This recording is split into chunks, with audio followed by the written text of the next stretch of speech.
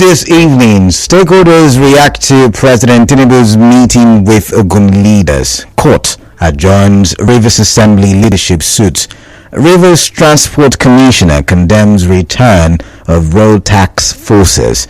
Wife of former Deputy Senate President released from UK prison. On the foreign scene, US Senator criticizes President Trump for halting refugee processing. Mental health is real. Seek help, end the stigma. I am Kala Dakorubatubo. Good evening.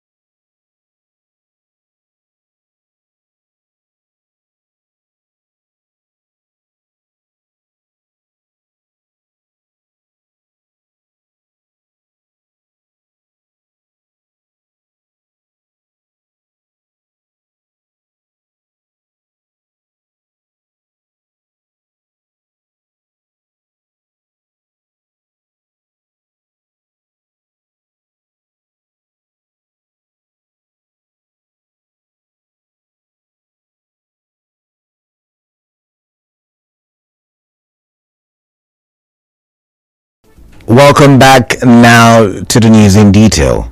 Some stakeholders have been speaking on steps to take before the resumption of oil production in Ogoni land. Recall that after a closed-door meeting with Ogoni leaders yesterday, the president ordered the National Security Advisor to liaise with the critical stakeholders and ensure the resumption of oil production in Ogoni land. Speaking with correspondent Suibu Ruwari, an environmental rights activist, Chima Williams, said all parties involved in the resumption must be transparent and open to the people.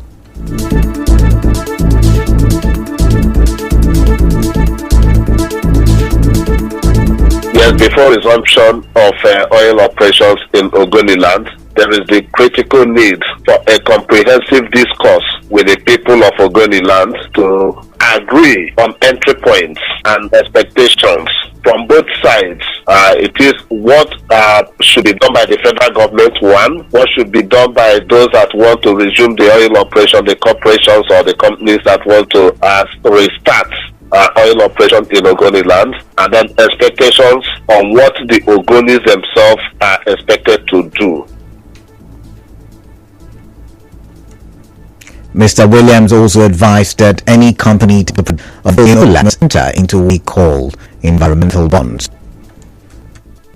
Of the oil companies, whoever is going to invest in Ogoni land, we haven't always said it, and we continue to say it, that for any investing oil company must put out what we call an environmental bond, which will be resources provided in advance to be used to settle or take care of any mishap that may arise as a result of operational activity. Such company must have been negligent in protecting their facilities. On his part, the convener of Ogoni Development Drive, Solomon Lenu, charged Ogoni people to take good advantage of the move by the Tinubu's administration.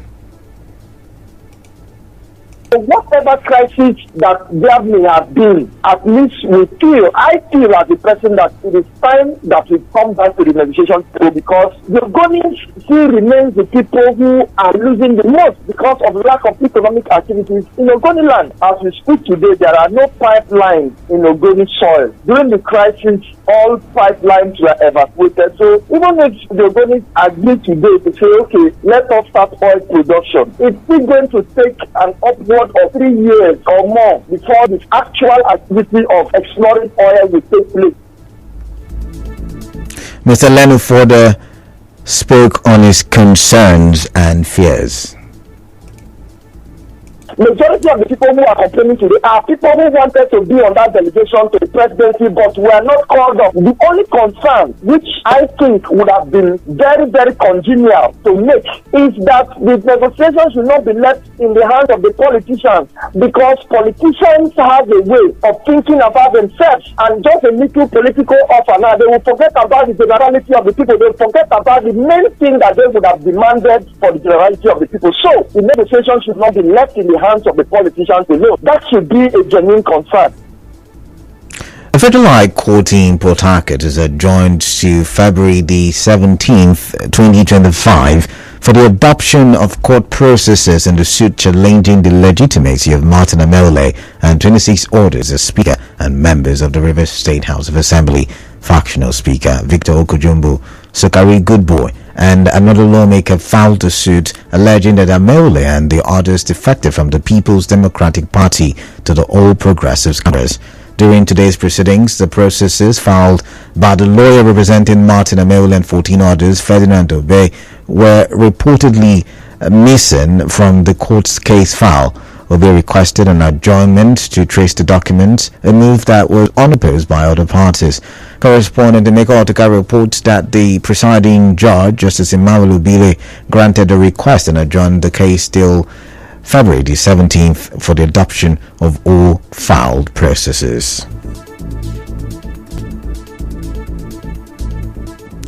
Political party leaders in Rivers State have expressed differing or diverse views on the role of opposition parties in preventing the current administration from dominating the political space. Spokesperson of the Labour Party, Gogo Wellington, told our correspondent Soibi Oruwari that opposition parties made significant contributions in 2024 to protect democracy from what he described as selfish politicians. Year 2024, where there was some sort of synergy between the government of the day and the opposition parties, because to us a greater battle was being fought. The resources of the people of Rivers State were almost privatized by a certain group of persons. So the opposition rose to their responsibility to actually fight against these undemocratic and anti-people forces, which brought about the seeming normalcy that we have in Rivers State today. We know that they are also not giving up, and we also in the opposition are also not withdrawing our forces. Wellington assured that this year opposition parties would intensify efforts to demand more dividends of democracy from the government. Similarly, the chairman of the Social Democratic Party, Soswema Osaro, said opposition parties have played a major role in strengthening democracy in the state. We stand the gap to advise. We stand the gap to deepen democracy. So the opposition have played a vital role in the stabilization of governance, because we are the watchdog. God, I think the government of the day have told everyone openly, criticize me. But in terms of our criticism, we will not hit below the belt of truth. We will criticize constructively to contribute towards policy formulation and implementation to ensure that the government does the needful. The government knows that if things are not done in the rightful direction, the oppositions will always arise to speak out. But we will not run down government when government is not doing what is wrong. However, the spokesperson of the Emeka Beke-led All Progressives Congress, Darlington Nwauju, disagrees. Take a listen.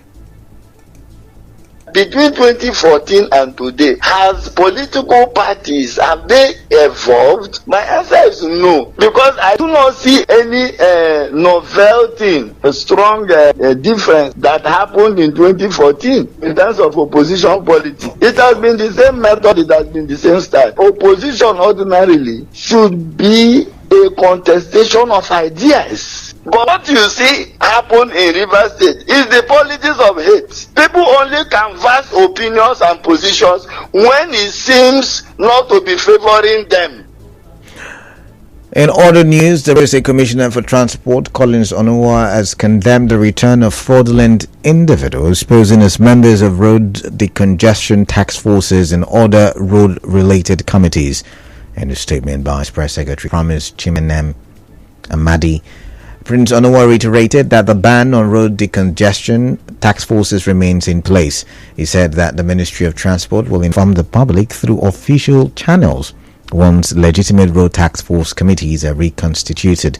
The commissioner also urged security agencies to arrest and prosecute anyone caught parading as members of a road task force. A concerned resident of Ishokpo in Ikore local government area, Precious Interim, is appealing to authorities to remove the decomposing body of a woman lying in front of the Anglican Church in Ishokpo. Speaking to our correspondent, Mr. Interim explained that the woman reportedly alighted from a commercial vehicle during the rain on Monday and appeared to suffer an asthmatic attack. He said the unidentified woman struggled under the rain before she collapsed and died. He lamented that the woman might have survived if passers-by and business operators nearby had offered an assistance. The woman came down from the car and it was raining heavily. So the woman was like running left, right, like as if someone looking for something. All of a sudden she fell down. I was deep up. So everybody around me run away, finish. Next thing I noticed now, the woman is not breathing again. The woman died instantly. Ever since then, the corpse is still lying in front of the Anglican gate at Ishokpo roundabout. So that is why I'm calling on the relevant authorities to see how they can be of help for the corpse. You may be the process helping her and she will die in your hand. So that is the fear of the indigenous. We will go for another commercial break, but still to come, wife of former Deputy Senate President Ikore Madu freed. Do stay tuned, we'll be right back.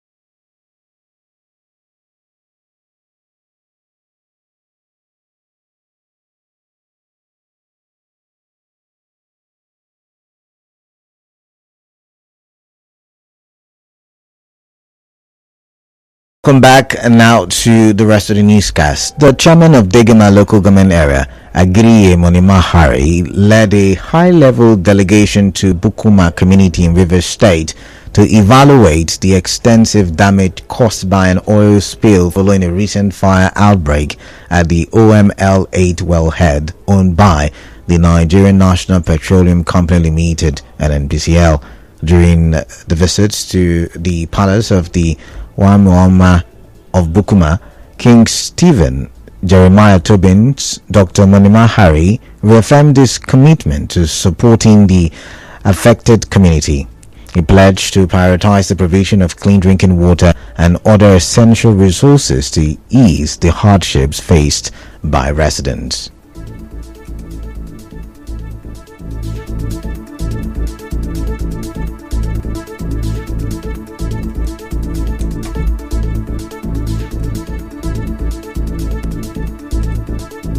The air is not as bad as they said it was, but it's still not very good. So we'll settle the breathing issues, the health issues, water, and then maybe extend to groceries and supplies. That's all we can do now, pending when the fire is handled or capped.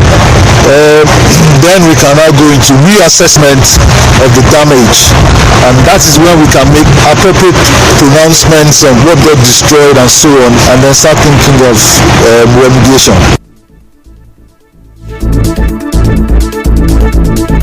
The Assistant Director of Disaster Risk Reduction, Mr. Chidi Ogundu, also addressed the community. He assured them of NEMA's unwavering support and intervention to mitigate the impact of the environmental disaster. I want to bring sympathy from the agency led by the Director General, Dr. Zubaida Omar, to the community. We really sympathize with the Buguma community and the Buguma local government on what happened. We have seen what happened, as the chairman said. We will come for a real assessment to be able to know the humanitarian aspect of it, what damage in terms of human, their buildings and all those things.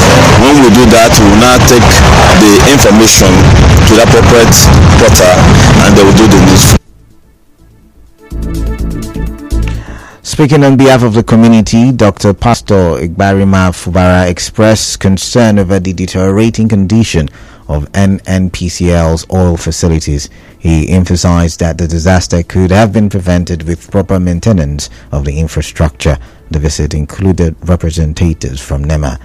A communications law and policy consultant, Osondu Wokoro, says the recent increase in tariffs approved by the NCC is necessary given that the cost of every other goods and services have continued to rise.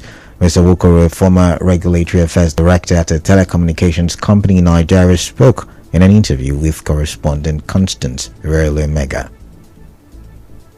Commission providers will need to buy diesel to run their base stations, acquire equipment and software licenses, and all these equipment and software licenses costs are denominated in foreign exchange. And also, wherever there is not foreign exchange denominated, diesel costs, power costs will take about 40% of the operational costs. Then of course, they also logically, for them to remain in business, their costs also have to go up. Remember that in the power sector, there has been a 100% increase in tariffs. It's not even more than that. So 50% is actually a reasonable concession. Mr. Osondo also said that the telecom sector has been considerate for not increasing tariffs for over a decade. The Nigerian Communications Commission had on Monday approved a 50% tariff increase for telecom operators in the country following calls by the Association of Licensed Telecommunications Operators of Nigeria and the Association of Telecommunications Companies of Nigeria for an upward review of tariff. Beatrice, wife of former Deputy Senate President Senator Ike Ekweremadu, has been released from the United Kingdom's prison. Reports say Mrs. Beatrice Ekweremadu returned to the country on Tuesday. Recall that she was sentenced to 5 years in UK prison for a role in organ harvesting. We'll go for another commercial. When we return, we will take a look at the international scene.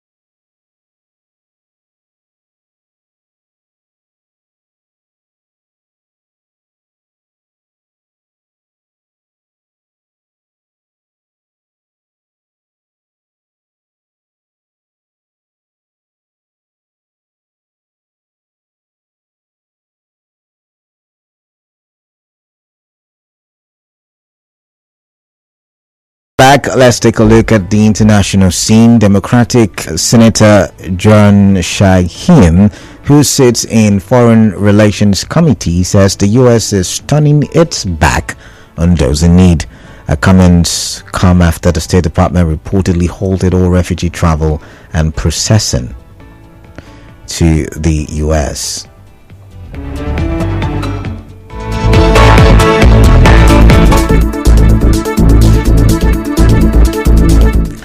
Now, a quick recap on the news this evening. You heard stakeholders in Ogoni have reached to move. I take it again. Stakeholders in Ogoni have reacted to move to resume oil exploration in Ogoni land. The Federal High Court is adjourned till 17th of February. A suit involving Rivers Assembly leadership. Rivers Transport Commission has condemned the return of illegal tax forces. Beatrice, wife of former Deputy Senate President Ike Ekweremadu, has been released from UK prison. On the foreign scene, US Senator has criticized President Trump for halting refugee processing. The news was edited by Onyekachi. The show continues. The news was edited by Onyekachi Nwosu. To reach the news team, send an SMS or WhatsApp to 0808 721 7215.